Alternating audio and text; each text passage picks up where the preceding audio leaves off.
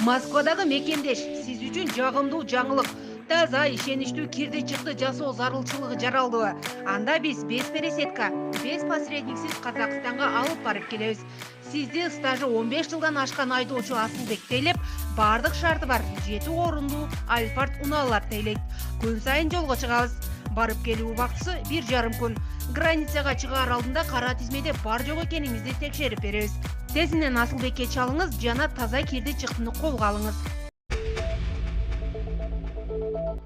Кыргыз Республикасынын президенти Садыр Жапаров бүгүн 25 февралда Кыргыз Республикасынын билим берүү жана илим министринин милдетин аткаруучу Каныбек Иманалиевди кабыл алды.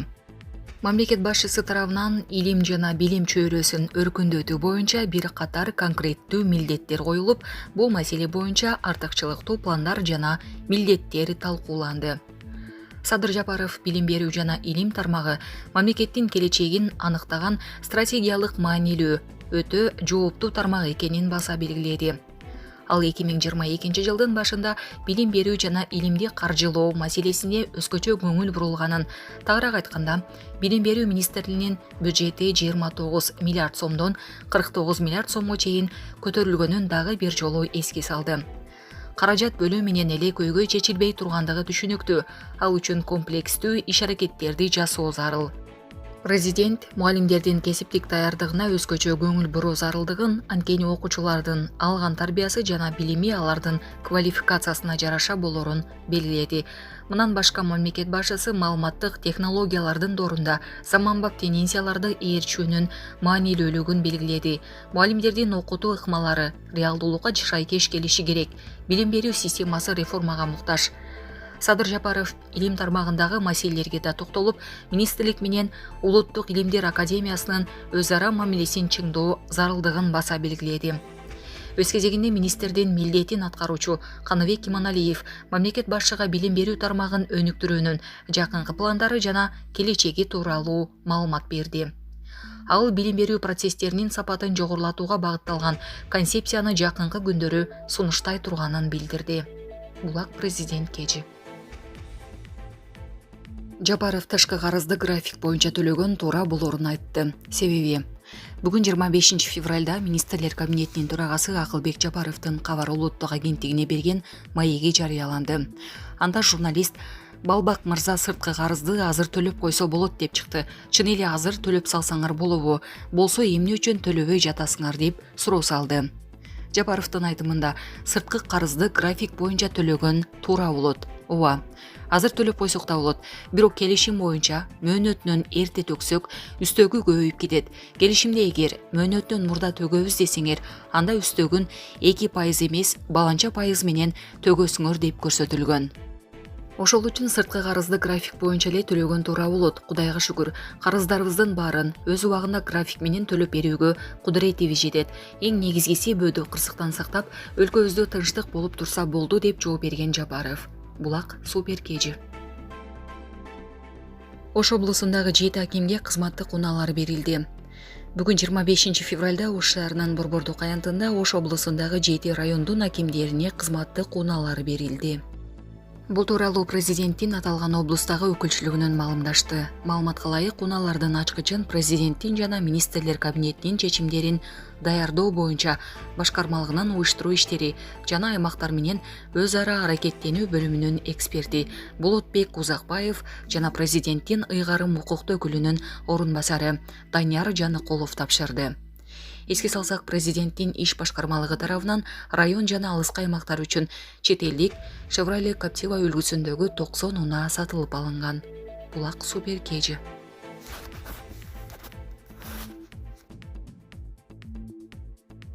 Акчаңды көбөйтүп беребиз. Ички иштер министрлиги интернетте элди алдаган шылуундар тууралуу эскертти. Азыркы учурда интернетте салым салуудан киреши оодарлаган жарандардын сунуштары көбөйүп жатат.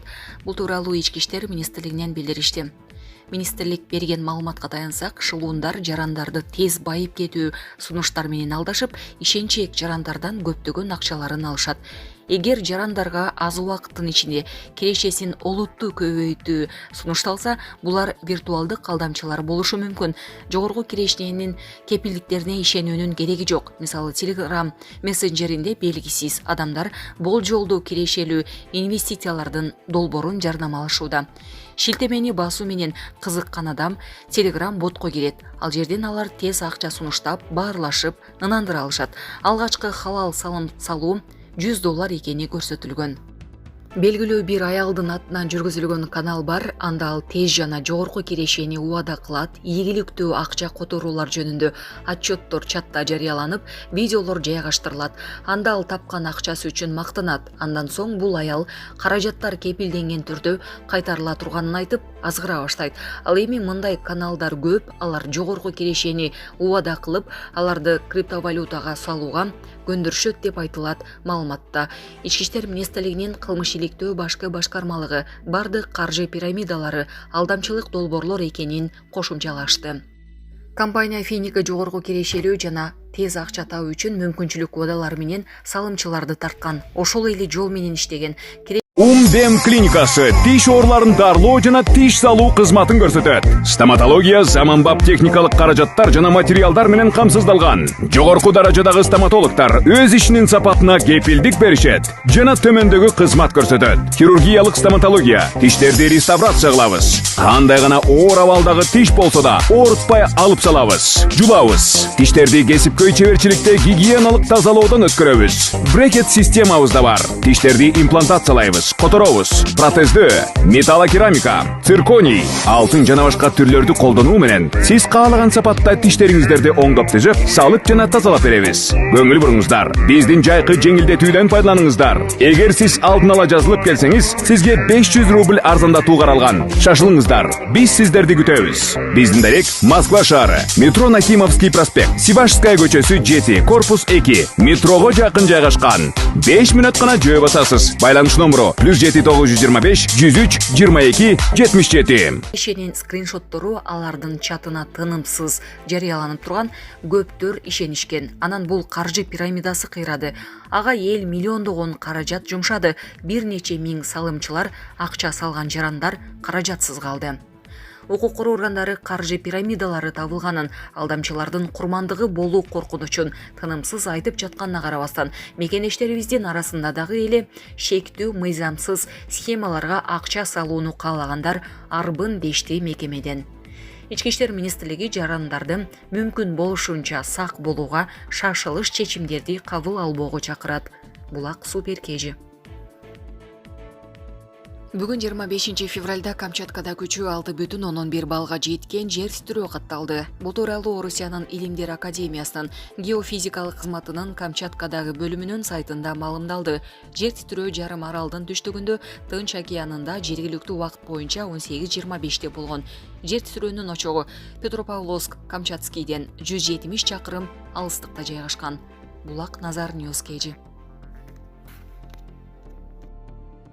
Самат Кыргыз Абдрахмановдун 70 салмак категориясындагы чемпион Мартин Джуарян менен таймашы тең чыгуу менен аяктады. 5 раунддук беттеш ВТБ аренасында Москва Hardcore Fighting Championship турниринин алкагында өттү. Билеттер эрте сатылып кетип, 12 000 көрүүчү келген айтылды. Самат көпчүлүктүн сүйүктүү спортчусуна айланып калгандыктан ал чыкканда стадиондогу эл ордунан козголуп, кубаттап тосуп алган.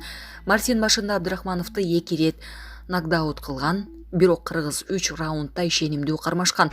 Лига токтоосуз реванш боюнча чечим чыгарган. Кезектеги беттешти Самат чемпиондук курду тартып алууга кайрадан аракет кылмакчы. Абдрахманов 2 титулду алып келе жатат. Hardcore Мелейсиз урушунда 2 сезондун гран-прессине жана Hardcore боксинг боюнча жеңил салмакта мыкты деген номинацияга ээ болгон. Булак Спутник Кежи.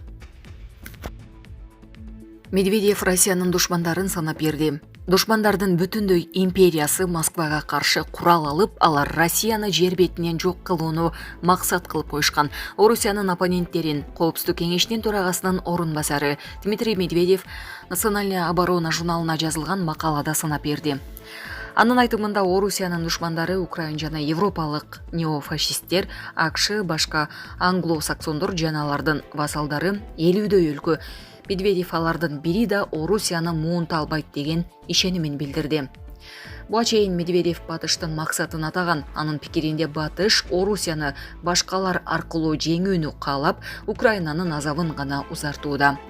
Ал эми бул кагылашуудан жөнөкөй украиналык ошондой эле европалык жарандардын жапа чегип жатканы ал үчүн баары бир, деди Орусиянын Коопсуздук кеңештин төрагасынын орун басары. Булак Назар Ньюс KG.